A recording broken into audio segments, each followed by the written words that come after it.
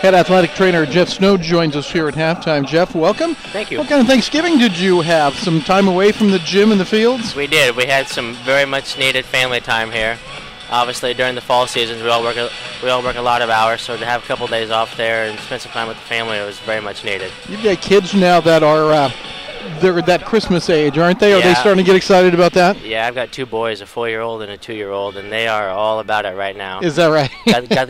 got the tree set up, and trying to convince the 4-year-old that meant that Santa was not coming that night was very difficult. Now be careful about how you handle all this, because you know how that goes. Absolutely. Well, good. I'm glad you had a good holiday. The change in seasons from fall to winter, does that lighten your workload? Does it make it any different, really?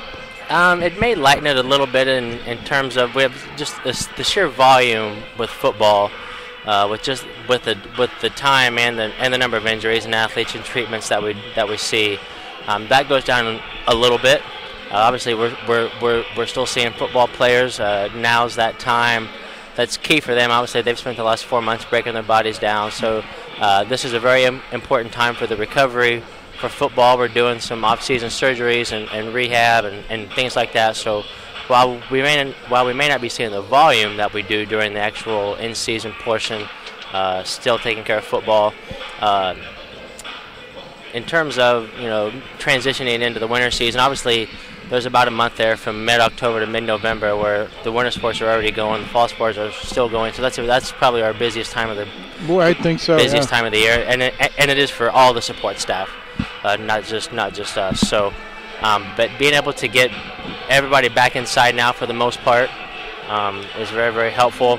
Having the addition of the 2 grad assistants this year, Shay Rasmussen and Roland Walker, having them on site, being able to help us provide a better quality of coverage and healthcare for the athletes is very good. Yeah, let's talk about them a little bit, because first of all, what are their backgrounds and what did they get out of being a GA for you? Well, I hope that they get a good experience. They both just recently finished their 4-year bachelor work. Shay is originally from Colorado, went to college up at Nebraska Wesleyan. Roland is originally from Lee Summit, went to college down at Wichita State. Our goal for them is to help fine-tune their skills. And get them more experience. Our profession is a very hands-on profession. You can read about what to do in a book all that you want, but until you physically get your hands on somebody, they obviously help us in that they help us provide a better quality of health care, provide a better presence, and then I hope that we can in turn provide them more experience, just a better overall experience as they move forward. Have you ever had this much help before? I mean, I never have. I'm in uncharted territory here. I mean, my first couple of years, it was just Jessica and I. And one of the things that I wanted to do, my long-term goal is to be able to provide a better quality of health care. And that we can do that a couple different ways. I think, first and foremost, having more of us, we can obviously cover more practices. We're coming in early now and covering swimming practice and things like that we weren't able to do in seasons past. So, and then also having an increased presence in the training room itself, our efficiency is much better.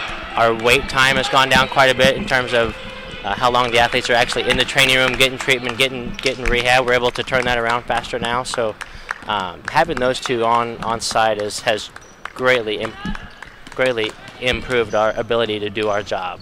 Jeff Snow is visiting with us here at halftime and talking about the athletic training room and all of the things you do. You brought up swimming, and I have no idea what kind of injuries do swimmers get. They're not a real high rate of injury group. The majority of injuries that we see with swimmers are shoulder related. With the swimming, we obviously don't see very many at all traumatic type injuries like we do at other sports. Swimming is more of an overuse, repetitive injury, a lot of shoulders, a lot of rotator cuff issues. Try to do a lot of preventative strengthening. Coach Gold is very good about helping us with that.